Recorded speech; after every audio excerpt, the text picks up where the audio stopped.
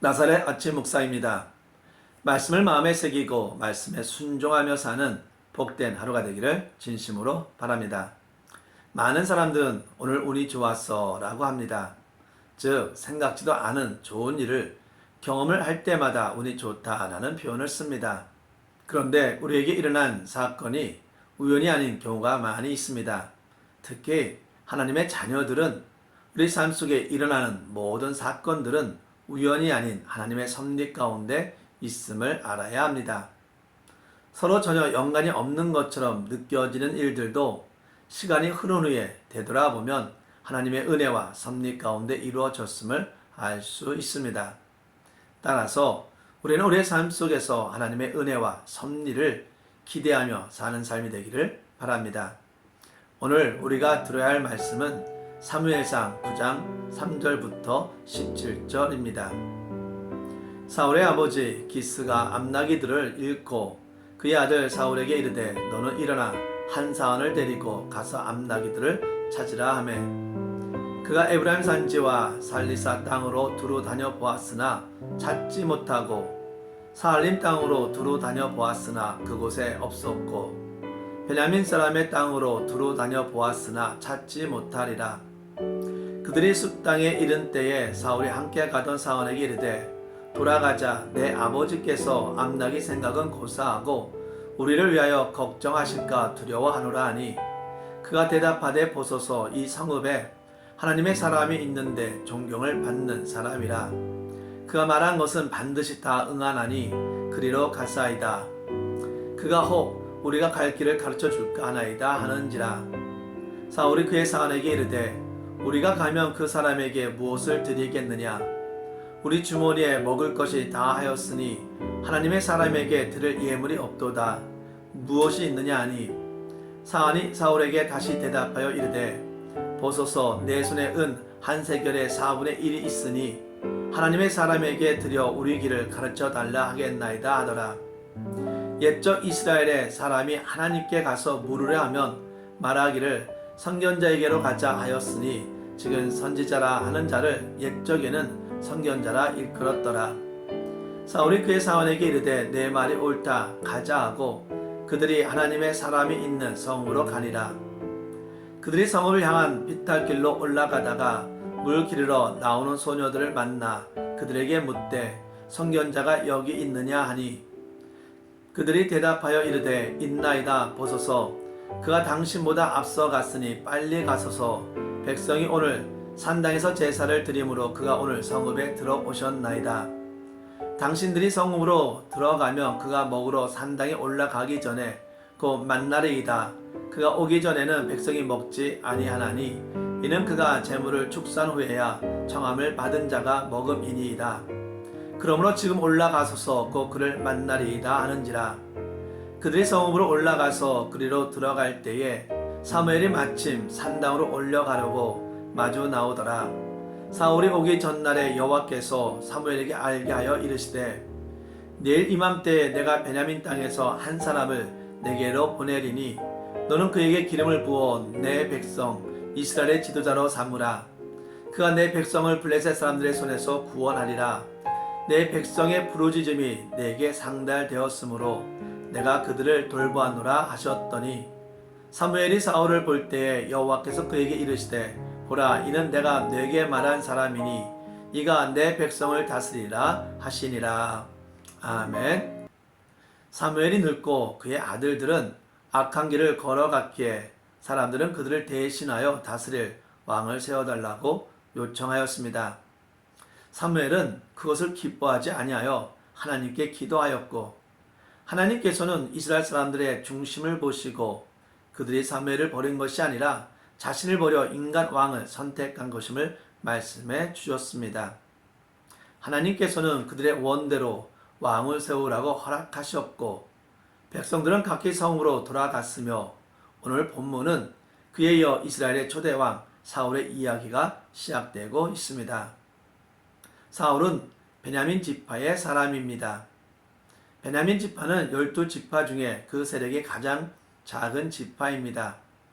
물론 베냐민은 야곱이 사랑했던 라헬의 두 아들 중 둘째이기에 야곱의 사랑을 받았던 아들이긴 하였지만 세월이 흐르면서 작은 지파가 되고 말았습니다. 처음부터 에브라임 지파나 유다 지파의 사람을 선택할 수 있었지만 하나님은 가장 작은 지파에 속한 사울을 첫 번째 왕으로 정하셨고 사울이 우연처럼 사무엘을 만나게 하셨습니다. 물론 이스라엘의 첫 번째 왕은 제비 뽑는 것으로 정하였는데 10장을 보면 이 제비 뽑기를 통해 사울이 뽑히게 됩니다. 사울이 이스라엘의 첫 번째 왕이 된 것은 우연이 아닌 하나님의 섭리였음을 보여주기 위해 사울과 사무엘이 먼저 만나게 됨을 보여주고 있는 것입니다. 사울과 사울은 성읍에 도달하여 들어가는 길에 사무엘을 만나게 됩니다. 여기서 마침이라고 말씀하고 있지만 이는 우연이 아니었습니다. 하나님의 섭리입니다. 먼저 여기까지 오는 모든 길들을 한번 돌아보겠습니다. 처음에 사울의 아버지 기스의 가정에 암나기를 잃어버렸습니다. 그것으로 인해 사울과 사울은 주변 지역을 살펴보며 길을 떠났지만 찾을 수 없어 먼 지역까지 탐색을 하게 됩니다. 하나님께서 사울을 끌어내신 것입니다. 그런데 양식도 떨어지고 아버지가 자신을 걱정할 것을 염두에 두고 데려가려는 순간 마침 사안이 평상시에 들었던 하나님의 사람 사무엘이 이 성읍에 온다는 것을 기억하고 말하게 됩니다. 사울은 그런 사울의 말을 무시하지 않고 합당히 여겨 그 성읍으로 향하였고 마침 사울이 그 성읍에 들어가는 것을 목격한 물 기르러 나오는 소녀들이 그들이 만날 수 있는 타이밍을 알려주어 사울의 발걸음을 재촉하게 됩니다. 그리고 오늘 읽은 본문을 보시면 하나님께서는 사무엘에게 전날 미리 알려주셔서 베냐민 땅에서 온 한 사람에게 기름을 부어 지도자로 삼으라고 명하셨습니다. 그리고 사무엘이 사울을 보았을 때 이 사람이 어제 말한 그 사람임을 알려주셨습니다. 이러한 모든 것이 우연입니까? 이 장면들은 마치 시계 장인이 모든 시계 부품들이 정밀하게 작동할 수 있도록 세밀한 가공과 조립을 행하는 것처럼 하나님께서는 완벽하게 이 모든 순간을 설계하시고 이끌어 가심을 보여줍니다. 즉 하나님의 섭리입니다. 하나님의 은혜입니다. 사울은 사무엘을 만나기까지 그리 좋은 날들을 보내지 못했습니다. 암나기를 잃었고 애써 찾았지만 찾지 못했고 심지어 식량까지 떨어진 상황이었습니다. 그런데 그 모든 것이 합력하여 하나님의 뜻이 이루어졌습니다. 우리의 삶도 그러합니다. 삶의 소중한 것들을 잃어버려 상실감이 찾아올 때가 있었고 만회하려 애써 보았지만 이루지 못하고 지쳤을 때가 있고 심지어 가진 것이 바닥나 공경에 처할 때도 있었습니다.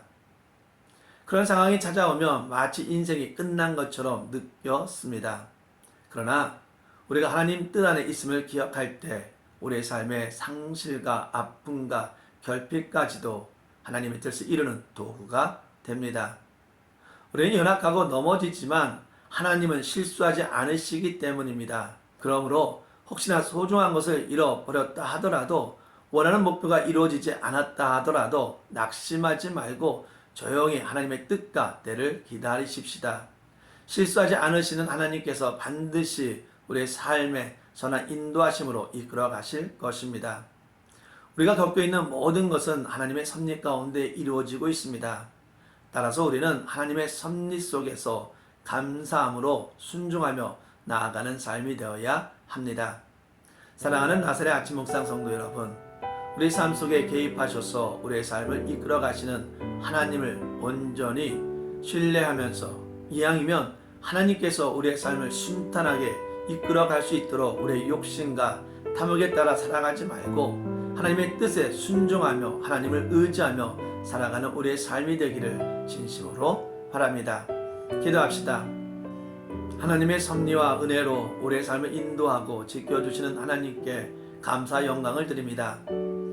우리가 연약하여 하나님의 섭리와 은혜 안에 살아야 하는데 우리의 욕심을 가지고 살 때가 너무 많았음을 고백합니다.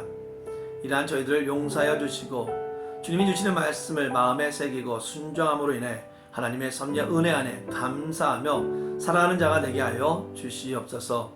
힘들고 역경 속에서도 하나님의 섭리함을 기억하며 하나님께 영광을 돌리는 삶을 살게 하여 주시옵소서. 모든 영광을 주님께 드리며 예수 이름으로 기도합니다. 아멘.